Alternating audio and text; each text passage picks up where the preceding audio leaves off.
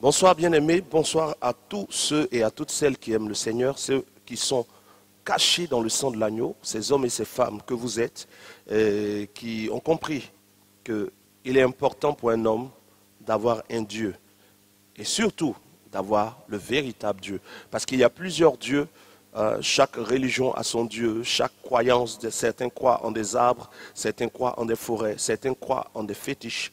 Mais nous avons celui qui est excellent, celui qui est au-dessus de toute puissance, de tout règne, de tout royaume, de tout nom qui puisse être nommé, non seulement dans ce siècle présent, mais dans le siècle à venir. Nous avons celui qui est simple, mais qui est puissant, celui qui est calme, mais qui est tout puissant. Nous avons Jésus-Christ de Nazareth.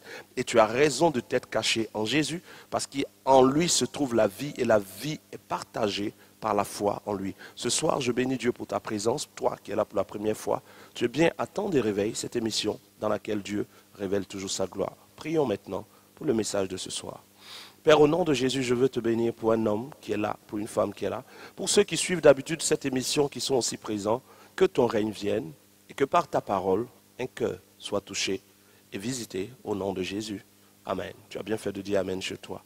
Nous avons fait une croisade au stade, une grande veillée au stade de Engré. La veillée a eu lieu le 14 et il y a eu plusieurs personnes de temps des réveils qui sont venues, qui ont vu la gloire de Dieu, qui ont vu la puissance de Dieu manifestée. Bientôt, vous aurez quelques images, quelques bouts de vidéos. Pour ceux qui veulent voir ces images, ceux qui veulent voir ce que Dieu a fait pendant cette veillée, vous pouvez aller sur Facebook déjà, vous tapez Prophète Guillaume Kofi, vous aimez la page et vous allez voir dans le fil d'actualité de ma page Facebook les vidéos de la veillée. Il y avait Richard Crémé à cette veillée, il y avait d'autres artistes, il y avait surtout, au-delà de Richard Crémé, au-delà du prophète Guillaume Kofi, il y avait le Saint-Esprit. Et ce personnage, cet être extraordinaire du Saint-Esprit a touché de son doigt cette veillée. Et ce qui était ordinaire est devenu extraordinaire. Ce qui était humain a été touché par le divin. Voilà. Nous aurons bientôt une deuxième édition, parce que la veillée que nous avons faite au stade d'Engré le 14 était intitulée Veillée d'activation de témoignages. Activation de témoignages, acte 1. Nous avons bientôt l'activation de témoignages, acte 2. Pour ceux qui n'avaient pas pu se préparer, certains m'ont écrit, prophète, oui, ça a été trop rapide, on n'a pas su. Voilà, l'activation de témoignages, acte 2, aura lieu dans la semaine du 19 juillet. Vendredi 19 juillet, une grande veillée appelée activation de témoignages, acte 2. Déjà même, après la veillée du 14, les témoignages me viennent un peu de partout. Des témoignages de guérison, de déblocage, d'emplois libérés, de beaucoup de choses. 19 juillet, tu es déjà informé, bientôt les sports, bientôt tout ce qu'il faut. Activation de témoignages, acte 2, c'est pour très bientôt. Je tiens aussi à bénir le Seigneur et m'associer à vous qui m'envoyez des témoignages. Voilà, tous ces témoignages que vous m'envoyez de guérison, de délivrance et tous les sujets de prière que vous envoyez pour lesquels nous vous soutenons, moi et mon équipe qui est constituée d'hommes et de femmes qui vous répondent au bout du fil du centre d'écoute chrétien. Pour toi qui es là et qui ne connais pas le centre d'écoute chrétien, c'est un centre où des hommes de Dieu sont assis. Il y a 5 numéros et vous appelez sur ces numéros du lundi au vendredi entre 21h et 2h du matin, et vous avez au bout du fil un serviteur de Dieu, une servante de Dieu. Ces numéros s'affichent maintenant, pendant que tu suis, voilà, juste en bas de l'écran. Vous pouvez les prendre et vous appeler, moi et mon équipe, nous bénissons Dieu pour vos vies, pour le fait que vous nous soutenez, pour le fait que vous suivez cette émission, vous en parlez à vos amis, et beaucoup de gens appellent et Dieu agit. Vos sujets sont sécurisés quand nous nous associons ensemble pour invoquer Dieu. Voilà, le texte de ce jour est dans le livre de Luc, Luc chapitre 4. Je lirai précisément le verset 25. Luc chapitre 4, verset 25. Je fais la lecture. Je vous le dis en vérité, il y avait plusieurs veuves en Israël du temps d'Élie, lorsque le ciel fut fermé 3 ans et 6 mois, et qu'il y eut une grande famine sur toute la terre. Ici c'est Jésus qui parle, nous sommes au verset 26 de Luc chapitre 4. Et cependant, Élie ne fut envoyé vers aucune d'elles, si ce n'est vers une veuve à Sarepta, dans le pays de Sidon. Je suis à Luc chapitre 4, verset 27.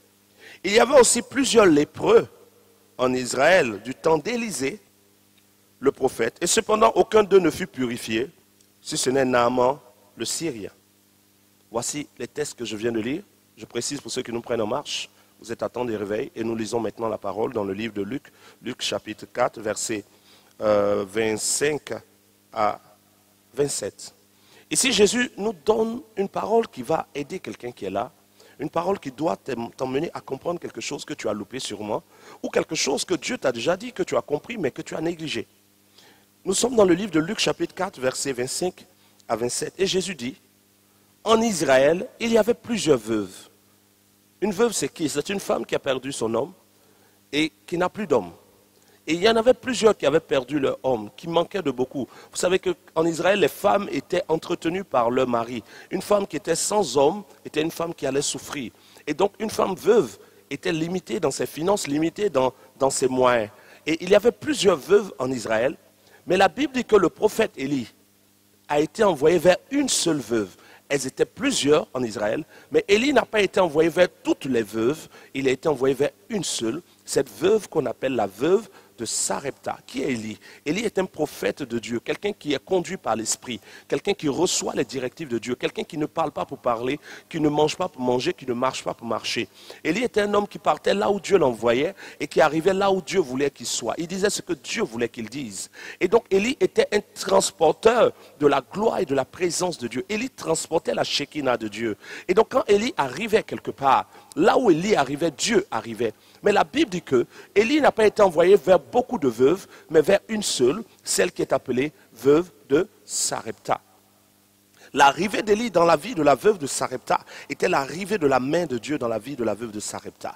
Mais pourquoi chez elle? Pourtant, il y avait plusieurs veuves. Mais pourquoi chez cette femme? Pourtant, toutes les autres veuves avaient des besoins. Et Dieu est le Dieu qui répond aux besoins. Mais c'est chez cette femme que Élie a été envoyé. Pourquoi chez elle? Voyons le deuxième cas avant de parler du pourquoi.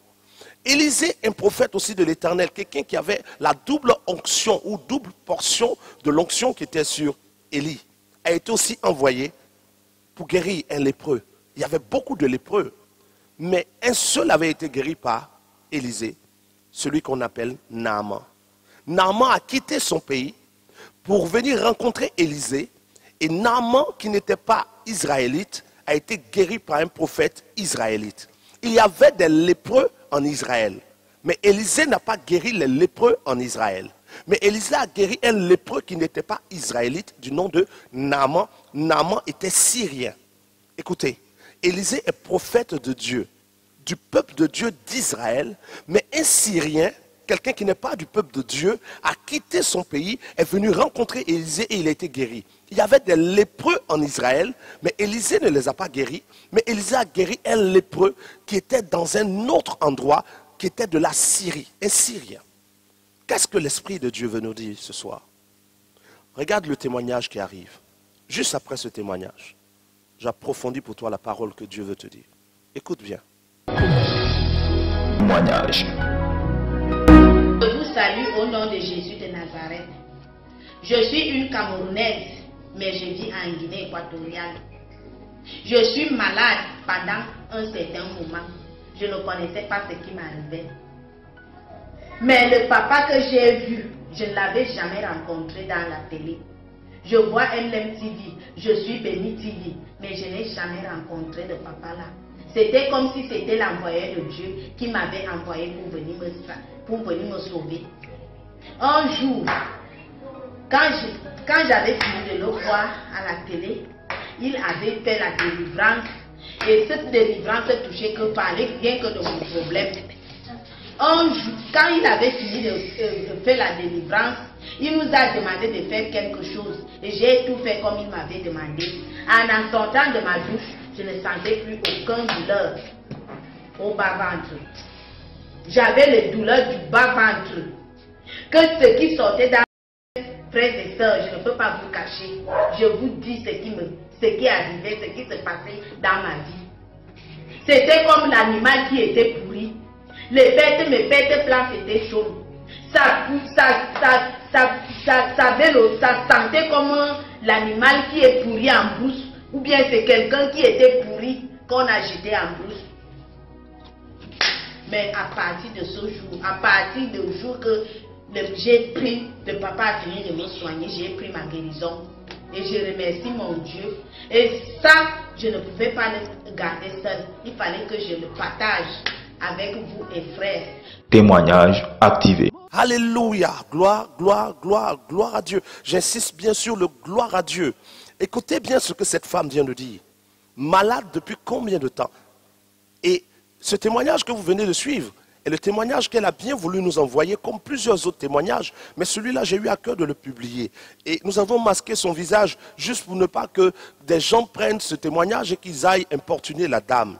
Voilà. Mais son témoignage, quand elle m'a appelé ou quand elle a envoyé le témoignage en premier, c'est-à-dire le témoignage brut, il y a des choses encore plus approfondies qu'elle a eu à dire. Elle pensait qu'elle avait le cancer, elle souffrait terriblement. Mais en une nuit, en suivant cette émission que toi tu es en train de suivre, cette femme a été totalement guérie et jusqu'à aujourd'hui, totalement guérie. Qu'est-ce que cette femme a de plus que toi? Qu'est-ce que cette femme a fait de plus que toi? Plusieurs personnes suivent cette émission et sont guéries. Plusieurs personnes vont dans les églises, vont dans les assemblées et sont guéries, sont visitées, ont des témoignages. Mais plusieurs autres vont et ne voient rien. Plusieurs autres se rendent dans des églises et n'expérimentent rien. Le nombre ou le pourcentage de personnes qui ne voient pas la main de Dieu est supérieur au pourcentage de personnes qui voient la main de Dieu. Dans une église, là où même Dieu se manifeste, on a des fois 80% de personnes qui ne voient rien et 20% de personnes qui ont des témoignages. À quoi cela est dû? Qu'est-ce que cela produit? Cela produit le doute. Beaucoup de gens se disent, mais toujours c'est les autres qui témoignent. Toujours c'est les autres qui ont un témoignage. Mais Seigneur, à quand mon miracle? À quand ma part? Et c'est pour répondre à ces questions que Dieu nous donne le texte que j'ai lu au départ. Il y avait plusieurs veuves en Israël, mais Élie a été envoyé vers une seule. Il y avait plusieurs lépreux, mais Élisée n'a guéri que Naaman. Qu'est-ce que la veuve avait de plus que les autres veuves? C'est une veuve qui avait le cœur qui correspond au miracle qu'elle cherchait. C'est une veuve qui avait le cœur qui aimait Dieu plus que le sujet qu'elle avait. Cette femme était veuve. Et elle était veuve avec un enfant. Et elle n'avait même plus le moyen de manger. Il lui restait juste un gâteau. Elle n'avait que le petit gâteau. Mais lorsque Élie est arrivé, excusez-moi, lorsque Élie est arrivé chez elle, Élie lui dit, donne-moi le gâteau que tu as. Elle dit, l'Éternel, ton Dieu est vivant. Elle enlève le gâteau. Elle est prête à donner le gâteau à Élie. Même si elle doit mourir. Même si son enfant doit mourir. Même si son sujet ne va pas être exaucé, parce que son sujet c'était qu'elle vive. Elle désirait vivre, cette veuve. Elle voulait que son enfant vive. Mais elle était prête à accepter la mort, pourvu que Dieu soit satisfait. Ce cœur a attiré la bénédiction dans la vie de cette femme.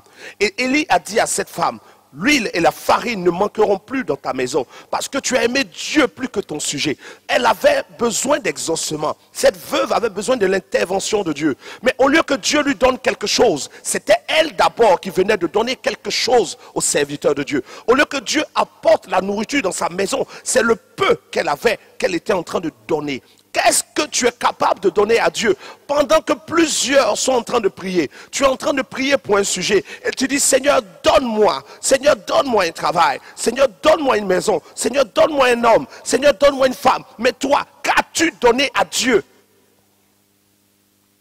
Les hommes aujourd'hui ne veulent rien donner à Dieu. Cette femme aimait Dieu plus que le sujet qu'elle avait. Elle était capable de se sacrifier pour que Dieu soit satisfait. Écoutez-moi, le Saint-Esprit, l'Esprit de Dieu qui apporte l'exaucement est aussi l'Esprit de Dieu qui convainc de péché. L'Esprit de Dieu qui fait le miracle est aussi l'Esprit de Dieu qui convainc de jugement. L'Esprit de Dieu qui fait les choses supérieures et extraordinaires est aussi l'Esprit de Dieu qui amène à la conversion. Tu ne peux pas être dans un état où Dieu te demande de te repentir et d'être baptisé et tu dis non et tu es en train de demander un miracle. Dieu te demande ta vie, tu ne veux pas donner ta vie, mais tu es en train de demander au Seigneur une guérison. Élie dit à la dame, donne-moi un gâteau. Supposons, cette femme avait dit, je ne donne pas le gâteau, que ton Dieu me donne d'abord à manger. Cette femme n'a pas dit, Dieu doit d'abord me donner avant que je ne donne. Elle dit, je donne. En donnant son gâteau, elle donnait sa vie. Parce qu'après avoir donné le gâteau, elle allait mourir. Elle a dit à Élie, il ne me reste qu'un gâteau. Quand je te le donnerai, moi et mon enfant, nous allons mourir. Elle était prête à donner sa vie. Et Dieu l'exauce. Tu n'as pas encore donné ta vie à Jésus. Tu n'as pas encore été baptisé. Tu n'as pas encore pris le temps d'appartenir à une communauté où on prêche l'évangile réel. Tu es toujours caché derrière ton écran de télévision, en train de regarder les hommes de Dieu prêcher. Pendant que le dimanche, tu es assise dans ta maison, en train de manger des placaliers et des foutous, en train de dormir jusqu'à 11h midi et aller faire un tour sur Internet, sur les pages Facebook, pour regarder un peu des directs à gauche, à droite. Et tu dis, Dieu ne me bénit pas. Qu'est-ce que tu penses que Dieu est? Dieu n'est pas un fétiche. Dieu répond lorsque le cœur de quelqu'un attire quelque chose. Cette femme a d'abord donné au Seigneur. Elle était prête à donner sa vie. Et voici pourquoi Dieu lui accorde une prophétie qui s'accomplit. Tu ne peux pas être un menteur, un voleur, quelqu'un qui passe son temps à dissimuler et à tromper les gens à gauche, à droite, à dire des choses qui ne sont pas vraies. Et pendant que les hommes de Dieu prêchent, tu dis, j'attends mon miracle. Non, le Saint-Esprit est aussi l'Esprit qui convainc de pécher. Le Saint-Esprit te dit d'arrêter de mentir. Tu ne veux pas arrêter de mentir. Mais pourtant, tu attends un miracle. Quel est ce miracle que tu attends? Pourquoi Dieu descendra vers toi, un ange? La seule chose que Dieu peut apporter quand tu es un menteur, c'est l'esprit de repentance. Tu es malade, mais tu es en train de passer ton temps à vouloir répandre la maladie. J'ai reçu une fois une dame qui est venue me voir, prophète, j'ai entendu que tu pries pour les malades. J'ai vu même ma copine qui a été guérie. Je sais que Dieu t'utilise. Je suis venu te voir pour guérir. Et je demande à cette dame, qu'est-ce que tu as? Elle me dit, j'ai le VIH. Et cela me fatigue beaucoup. Et je lui dis, mais tu es en couple? Elle dit oui, je suis en couple. Je dis, mais as-tu dit à l'homme avec qui tu es que tu as le VIH? Elle dit non, je ne lui ai pas dit. Cette dame habite San Pedro. Je dis, tu ne lui as pas dit. Mais maintenant tu ne lui as pas dit, que fais-tu? Elle dit non, je ne fais rien. Je dis, mais quand cet homme dort avec toi, comme un homme et une femme, quand des choses arrivent entre vous, est-ce que tu lui dis de se protéger? Elle dit non, je ne lui dis pas. Je dis pourquoi? Si je lui dis, il va savoir que je suis malade. Je dis, est-ce que tu as déjà un enfant? Elle dit non. Est-ce que vous avez un enfant ensemble? Non. Mais, donc, quand tu ne lui dis pas, quel est ton but? Ah, prophète, vraiment, c'est pour ça que je suis venu pour que moi tu me guérisses. Et je lui ai dit, va chercher ton homme. Venez ensemble, allez faire l'examen. Si il est aussi malade, on va prier pour vous deux ensemble. Mais je ne prie pas pour toi seul, parce que tu as un mauvais cœur. Tu es malade et toi-même, tu sais que cette maladie n'est pas bonne. Et tu es en train de chercher à la donner à quelqu'un d'autre. Le Saint-Esprit ne va pas être l'esprit de guérison sur quelqu'un qui a un mauvais cœur. Pourquoi plusieurs veuves étaient en Israël et Élie n'a pas été envoyé vers elles? À cause de l'état de leur cœur. Quel est l'état de ton cœur? Pendant cette émission, j'ai eu à prier pour des malades et j'ai eu beaucoup de témoignages. Mais il y en a qui depuis attendent leur guérison qui n'ont pas été guéris. Pourtant Dieu est fidèle, Dieu est juste. Mais pourquoi sur toi ça tarde? Pourquoi ta situation ne change pas? Malgré les prières, malgré les directives, malgré toutes choses, pose-toi la question. Tu ne peux pas être quelqu'un qui vole dans l'entreprise où tu travailles. Tu prends l'argent des gens, tu voles, tu détournes et tu dis, Seigneur, donne-moi un autre travail. Et on me persécute dans ce travail. Mais on te persécute pourquoi? Dis au moins, Seigneur, on me persécute parce que je vole. Est-ce que tu rentres en toi? Est-ce que tu penses que les actes que tu poses ne vont pas te rattraper devant? Là, c'est peut-être une somme, c'est peut-être 10 000, c'est peut-être 20 000, c'est peut-être moins. Mais demain, tout ça, ça prépare des malédictions devant. Et au moment où tu entends la bénédiction, tu dis, je reçois, I receive it. Mais tu reçois quoi? Dieu ne peut pas déposer sur toi la bénédiction quand tu as besoin de confession. Quand tu as besoin d'une repentance, Dieu ne dépose sur toi que l'esprit de repentance. Il y avait plusieurs veuves en Israël. Mais Élie a été envoyé vers une seule qui avait un cœur pour donner sa vie à Jésus. Tu es une femme. Tu dis que tu es malade et tu as besoin de guérison. Tu es en couple, mais tu passes ton temps à coucher avec d'autres hommes. Sous prétexte que ton mari ne sait pas te prendre. Sous prétexte que ton mari ne se soucie pas de toi. Écoute, la fidélité à un homme n'est pas basée sur ce qu'il est. Mais la fidélité dans ton couple est basée sur ce que Dieu te dit. Dieu te dit, femme, d'être fidèle. Tu ne veux pas dire parce que mon homme est mauvais. Dieu ne tient pas compte que ton homme soit mauvais ou bon. Dieu dit, femme, sois fidèle. Mais tu vas passer ton temps à coucher avec des hommes, à gauche, à droite, tromper ton homme. Et ensuite tu dis, Seigneur, guéris-moi du fibrome. Seigneur, guéris-moi du kyste. Seigneur, guéris-moi du cancer. Dieu ne fait pas cela. Revois l'état de ton cœur. La puissance de Dieu ne change pas. La parole de Dieu ne change pas. Cette même puissance qui a guéri les malades peut te guérir. Cette même puissance qui a changé les vies peut changer ta vie. Pourvu que toi-même, tu enlèves ce qui a enlevé. Car selon le livre d'Ésaïe 59, verset 1, non, la main de l'Éternel n'est pas courte pour sauver, ni son oreille dure pour entendre. Mais vos actions, vos fautes, vos réactions, vos faits et gestes empêchent Dieu de vous visiter, empêchent Dieu de vous sauver. Non, Dieu n'a pas changé. Des gens disent qu'il n'y a plus de miracles. C'est faux, il y en a encore. Des gens disent que Dieu a changé. Non, il n'a pas changé. Sa puissance même a encore déculpé parce que dans la fin des temps, Dieu manifeste une puissance supérieure. Mais pourquoi toi tu ne vois rien? Pose-toi la question. Quel est l'état de ton cœur? Il y avait plusieurs lépreux en Israël. Mais Élisée, un prophète très loin de Dieu, n'a guéri que Naaman le Syrien. Mais attends, pourquoi il n'a pas guéri les lépreux d'Israël? À cause de l'état de leur cœur. Parfois vous êtes dans un pays, par exemple moi je suis en Côte d'Ivoire, il y a des gens qui sont en Côte d'Ivoire. Mais personne de fois ne considère, comme la Bible dit, nul n'est prophète chez lui-même. Parfois, les gens même pour lesquels tu as été donné au corps de Christ sont en train de chercher des solutions à gauche, à droite, pendant qu'ils auraient dû avoir un cœur simple pour chercher la grâce de Dieu.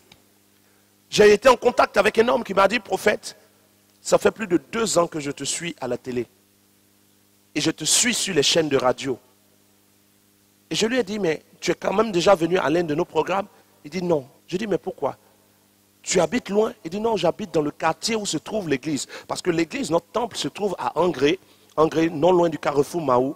Voilà, vous êtes au 22e arrondissement d'Angré, vous prenez la route de Mahou, nous sommes au carrefour Mahou, non loin de là.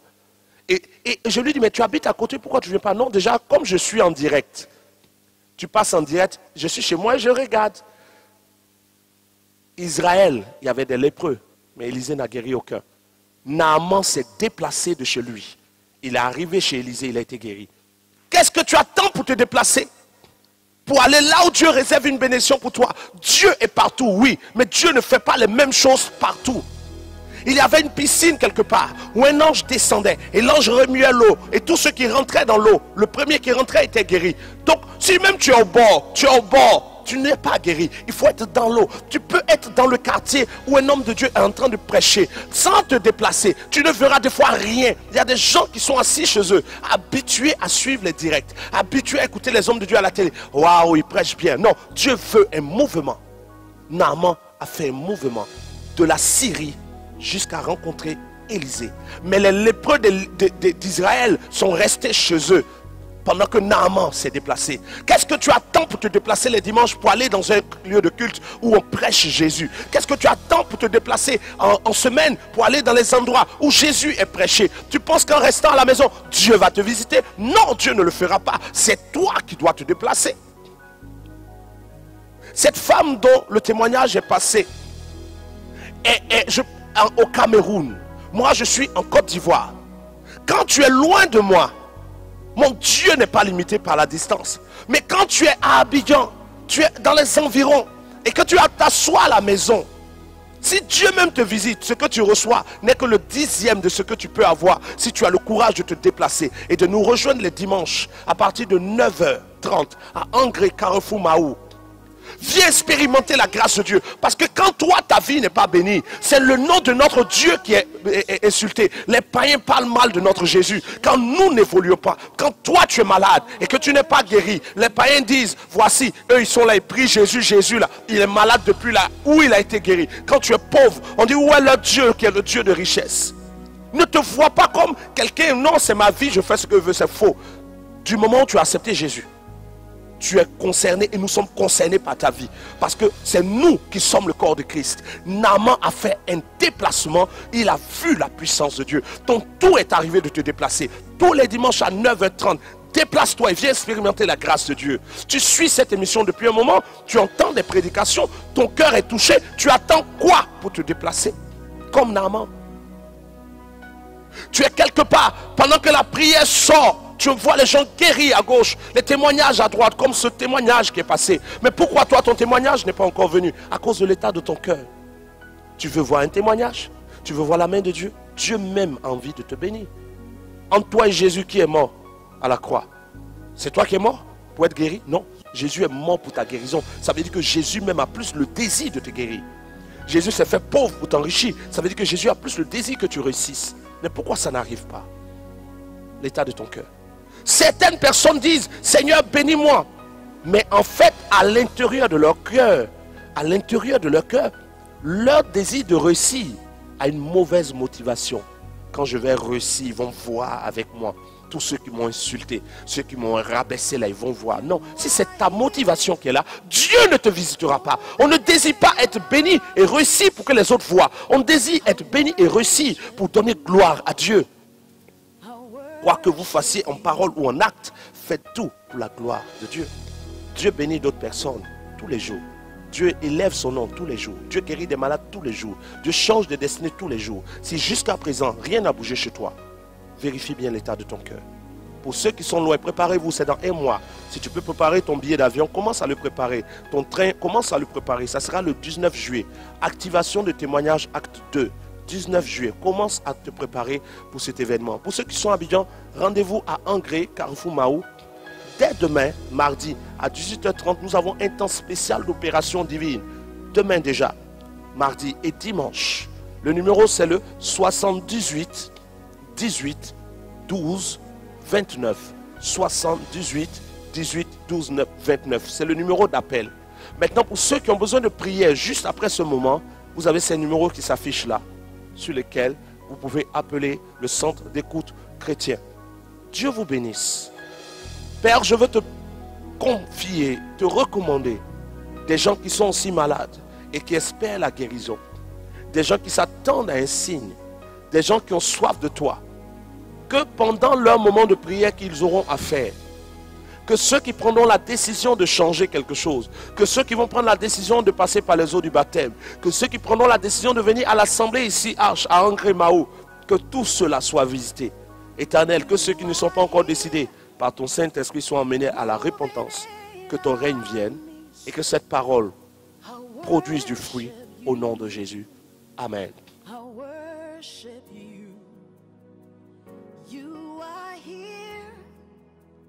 Working in this place, I worship you. I worship